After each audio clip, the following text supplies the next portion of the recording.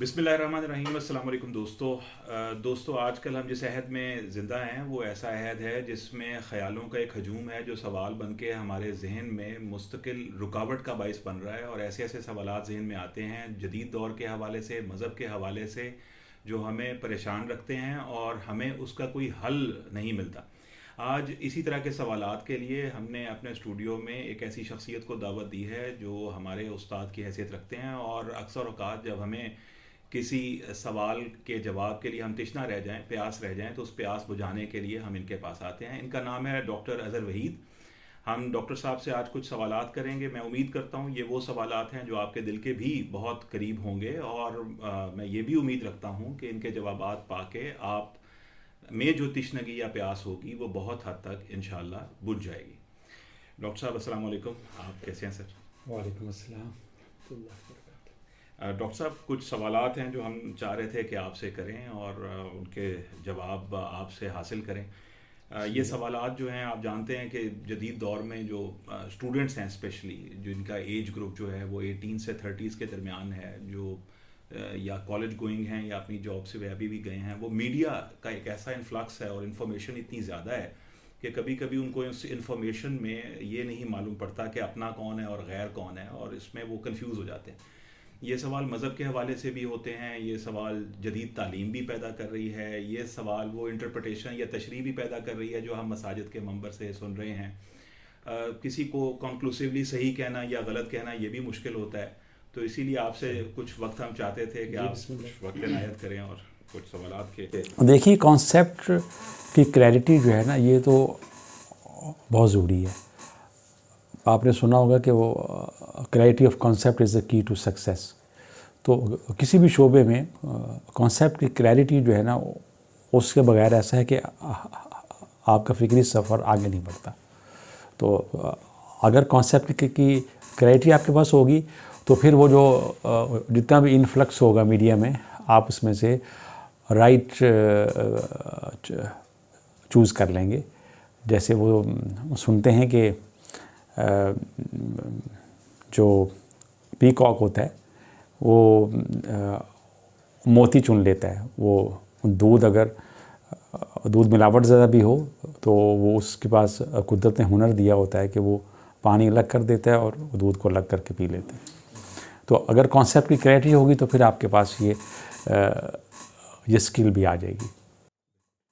Doctor साहब, आजकल हम ये देखते हैं कि चूँकि दुनिया वसी हो गई है, हमें कॉस्मॉस से सैयारे नज़र आते हैं। ज़मीन एक छोटा सा सैयारा है। आसमान की वसतों में जो इल्म पन्हा है वो साइंस ने हमारे सामने खोल के रख दिया है। लोग उसके हवाले से मुख्तलिफ सवालात करते हैं। हमारी अपनी जो मजहबी ट्रेडिशन है, उस मजहबी ट्रेडिशन में भी हमारे अकाबरीन, बड़े सहाबा कराम और अहले बैत के में भी ऐसी ऐसी जय्यद शख्सियात मौजूद हैं जो ऐसी उन्होंने बातें की हैं जो कॉस्मोलॉजी से या कायनात से रिलेटेड हैं। और उन बातों के साथ कभी कभी एक रुझान पैदा होता है कि साइंस को और उन बातों को मिला के देखा जाता है और फिर उस पर राय कायम कर ली जाती है। राय भी कभी कभी इतनी कॉन्क्लूसिव होती है, इतनी सख्त होती है कि उसमें से कोई हमें रास्ता नहीं मिलता कि क्या ये राय मान लेनी चाहिए या ये राय रिजेक्ट कर देनी चाहिए। इसी हवाले से पहला सवाल मेरा हज़रत मौला अली करम अल्लाह वजह के हवाले से है।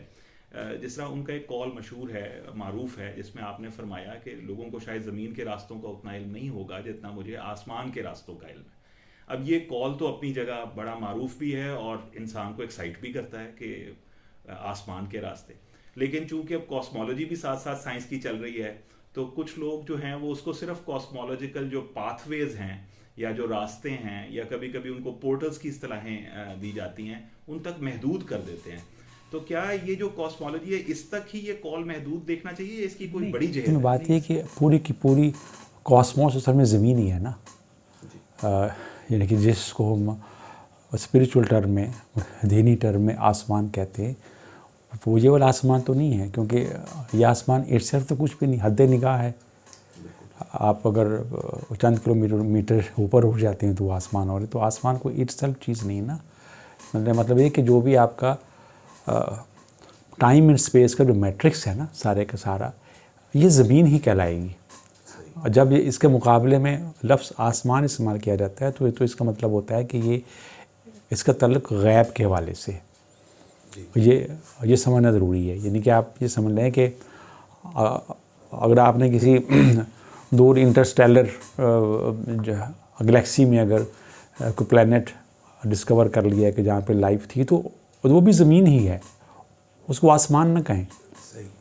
ये इसको ब्रॉडर टर्म में आप ये कहें कि जो आपका वजूद है, मादी वजूद है, जिसके आप बने हुए हैं और जिस मादी वजूद में आपको रखा है, ये सारे का सारा मिलकर ज़मीन है। इस वजह से जो है ना, ज़मीन सिंगुलर वर्ड में इस्तेमाल हुई है हमेशा, और आसमान समा में इस्तेमाल हुआ है कि वो समय शऊर की परतें हैं जो नॉन टेंजिबल हैं। जब आप फरमा रहे हैं कि मैं लोगों में आसमान के रास्ते, ज़मीन के रास्तों से बेहतर जानता हूँ, तो इससे मुराद ये है कि आप असल में ये कह रहे हैं कि जो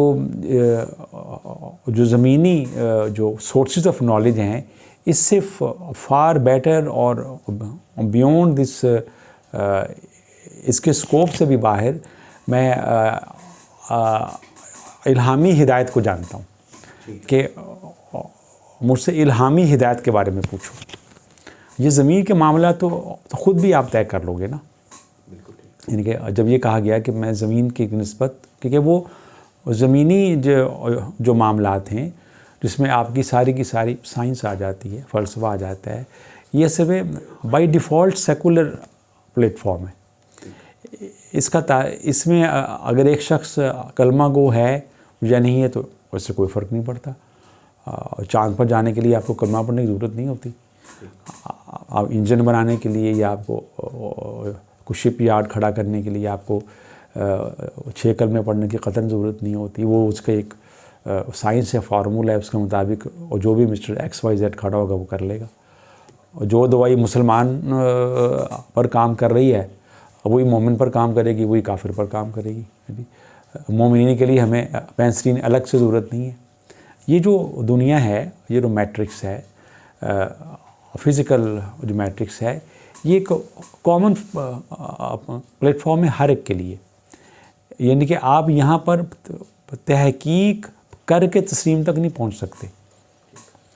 तस्लीम एक और शोबा है, लेकिन यहाँ पर जो है, अगर आप तहकीक करने के बाद खालिक तक पहुँचने के काबिल होती इंसानी इंटेलेक्ट, तो फिर 1,24,000 पैगम्बरों की तशरीफ़ आवरी का मकसद कहाँ गया।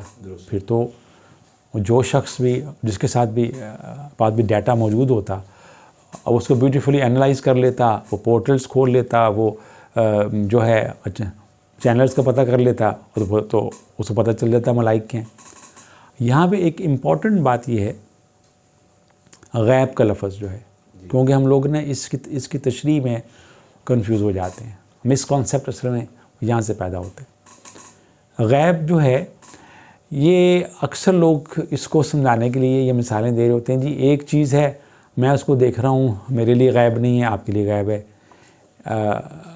वो डॉक्टर जिसने अल्ट्रासाउंड कर लिया उसके लिए वो गैब नहीं, आपने अल्ट्रासाउंड की रिपोर्ट नहीं देखी, आपके लिए गैब। ऐसा नहीं है। जो चीज़ फिज़िकल वर्ल्ड में किसी भी गैजेट से या आपके 5 सेंसेस से आप उसको अप्रोच कर सकते हैं और उसके लिए किसी अकीदे की ज़रूरत नहीं है, वो गैब नहीं है।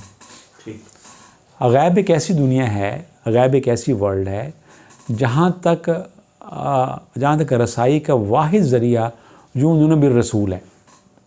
जहाँ तक आप अपने 5 सेंसेस इंक्लूडिंग गैजेट्स जो इन 5 सेंसेस को शार्पन करते हैं या एनहांस करते हैं, लाइक माइक्रोस्कोप से लेकर वो टेलीस्कोप तक, लाइक